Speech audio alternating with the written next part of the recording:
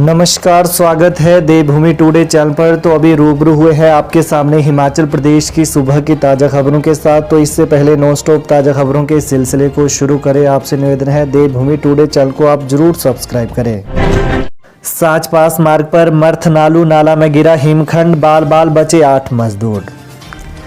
हिमाचल प्रदेश में आज yellow alert और कल भारी बारिश और ओलावृष्टि का ऑरेंज अलर्ट जारी किया गया है। 19 और 20 अप्रैल को भारी बारिश, तूफानी हवाएं चलने आदि का येलो अलर्ट जारी किया गया है। राज्य के बागवान ओलावृष्टि से आशंकित हैं। पहले ही प्रदेश के निचले क्षेत्रों में सेब के फलों की कमजोर किलाड़ बैरागढ़ वाया साचपास मार्ग पर मर्थुनाला नाला में पिछले कल एक हिमखंड गिरा। इससे लोनीव की मशीनरी और 8 मजदूर बाल बाल बच गए। वहीं किलाड़ बैरागढ़ वाया साचपास मार्ग पर विभागीय मशीनरी नाले में गिरे हिमखंड को हटाते हुए जैसे ही दूसरे छोर पर पहुंची तो हिमखंड को आता देखकर दूसरे छोर पर तैनात कर्मचारियों ने जोर जोर से चिल्लाना शुरू कर दिया। काम कर रहे मजदूरों ने भी बिना वक्त गंवाकर वहां से भागकर अपनी जानें बचाईं। दिल्ली से गग्गल आ रहे स्पाइस जेट विमान से टकराया पक्षी, करवाई सुरक्षित लैंडिंग। राजधानी दिल्ली से कांगड़ा स्थित गग्गल एयरपोर्ट के लिए पिछले कल सुबह 11 बजे आ रहे स्पाइस जेट के विमान के साथ एक पक्षी टकरा गया, लेकिन पायलट ने सूझबूझ का परिचय देते हुए विमान की सुरक्षित लैंडिंग करवाई। हालांकि पक्षी के टकराने से विमान को ज़्यादा नुकसान तो नहीं हुआ, लेकिन विमान गग्गल से दिल्ली के लिए वापसी की उड़ान नहीं भर सका। दिल्ली जाने वाली सवारियाँ स्पाइस जेट की दूसरी उड़ान में गईं। एचपीयू के दीक्षांत समारोह में राष्ट्रपति के आसपास रहने वाले कर्मचारियों व अधिकारियों के हुए RT-PCR टेस्ट। हिमाचल प्रदेश विश्वविद्यालय के दीक्षांत समारोह के दृष्टिगत पिछले कल राष्ट्रपति के आसपास रहने वाले कर्मचारियों व अधिकारियों के अलावा विद्यार्थियों के RT-PCR टेस्ट शुरू हो गए हैं। अगले 2 दिनों तक विश्वविद्यालय के स्वास्थ्य केंद्र में RT-PCR टेस्ट जारी रहेंगे। राष्ट्रपति के हाथों विश्वविद्यालय के दीक्षांत समारोह में 10 मेधावी गोल्ड मेडलिस्ट को सम्मानित किया जाना है।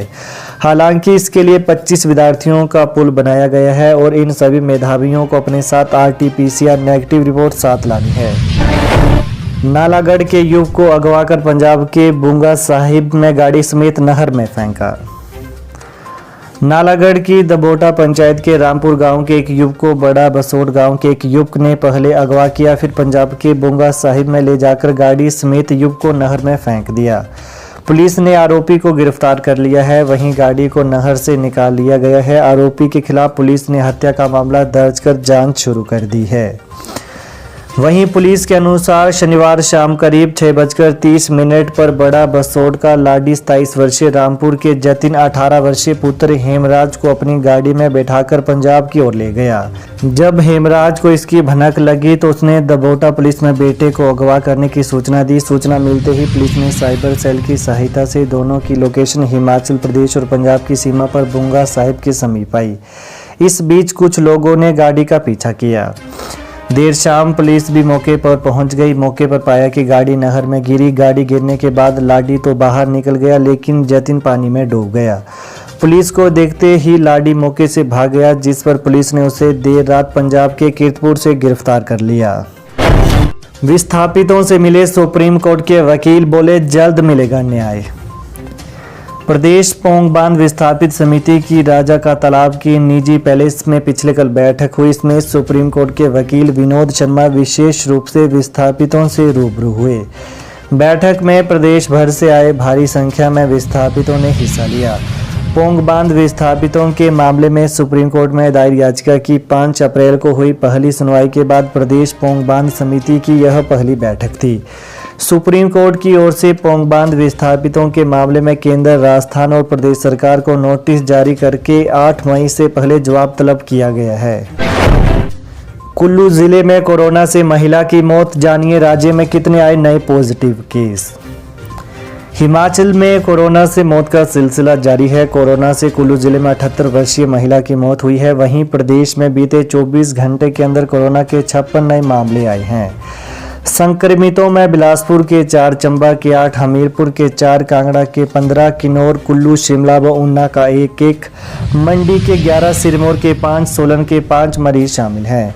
वहीं एक दिन के अंदर 260 मरीज स्वस्थ हुए हैं। वर्तमान में 1869 कोरोना संक्रमितों का उपचार चल रहा है।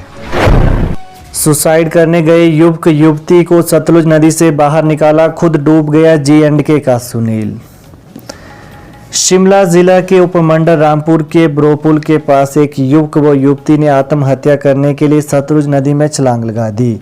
उनके सतलुज नदी में छलांग की सूचना मिलते ही दूसरे किनारे पर खड़े युवक ने दोनों को बचाने के लिए नदी में छलांग लगा दी।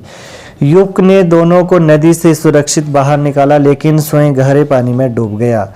बेहोशी की हालत में युवक को सतलुज नदी से बाहर निकालकर खनेरी अस्पताल ले जाया गया, लेकिन वहां पहुंचने से पूर्व ही उसने दम तोड़ दिया। बताया जा रहा है कि सुनील कुमार नाम का ये युवक जम्मू कश्मीर का रहने वाला था तथा लंबे समय से रामपुर में ढाबे व होटल में कार्य कर अपना और अपने परिवार का निर्वाह कर रहा था। इस घटना की सूचना मिलते ही ब्रोपुल के आसपास के क्षेत्र में लोगों की भीड़ लग गई। युवक व युवती की हालत अब ठीक बताई जा रही है। बताया जा रहा है कि दोनों ने आर्थिक हालत ठीक न होने पर सुसाइड करने का प्रयास किया था। वहीं युवक व युवती बिहार राज्य के बताए जा रहे हैं। स्वास्थ्य मंत्री बोले, आउटसोर्स कर्मियों के हितों के लिए कमेटी गठित करने पर होगा विचार। विभिन्न स्वास्थ्य संस्थानों में कोविड काल के दौरान आउटसोर्स पर रखे गए कर्मियों के हितों की सुरक्षा को देखते हुए सरकार कमेटी गठित करने पर विचार कर रही है। साथ ही प्रदेश में रेडियोलॉजिस्ट की कमी को देखते हुए चिकित्सकों को 6 माह का ब्रिज कोर्स करवाया जाएगा। स्वास्थ्य, सामाजिक न्याय एवं अधिकारिता, श्रम एवं रोजगार मंत्री कर्नल डॉक्टर धनीराम शांडिल ने नूरपुर में कहा कि सरकार राज्य में बेहतर स्वास्थ्य सुविधाएं मुहैया करवाने के लिए वचनबद्ध है। अस्पतालों में चिकित्सकों तथा स्वास्थ्य कर्मियों की कमी को देखते हुए सरकार बहुत जल्दी इन पदों की भर्ती करेगी। इसके अतिरिक्त उन्होंने कहा कि फार्मा कंपनियों द्वारा बनाई जा रही दवाइयों की गुणवत्ता के बारे में बात करते हुए स्वास्थ्य मंत्री ने कहा कि दवाइयों को बनाने में गुणवत्ता का पूरा ध्यान रखा जाएगा। अगर गुणवत्ता में कोई अनियमितता पाई गई तो दोषियों के खिलाफ सख्त कार्रवाई की जाएगी। उन्होंने कहा कि सरकार राज्य के लोगों को निःशुल्क इलाज मुहैया करवाने के लिए प्रतिबद्ध है। विपिन सिंह परमार बोले, कांग्रेस की 10 गारंटियां फेल, झूठ का होगा पर्दाफाश। पूर्व विधानसभा अध्यक्ष एवं भाजपा विधायक विपिन सिंह परमार ने कहा कि विधानसभा चुनाव के समय कांग्रेस की तरफ से दी गई 10 गारंटियां फेल हो गई, जिससे उसके झूठ का पर्दाफाश हो गया है। 4 माह के कार्यकाल में कांग्रेस सरकार ने किसी गारंटी पर काम नहीं किया है। इस कारण प्रदेश के लोग अब पश्चाताप कर रहे हैं। उन्होंने कहा कि शिमला पढ़े लिखों का शहर है और यहाँ पर हर झूठी गारंटी फेल होगी। विपिन सिंह परमार यहां झाकू वार्ड में भाजपा के चुनाव कार्यालय का उद्घाटन करने के बाद पत्रकारों से अनौपचारिक बातचीत कर रहे थे।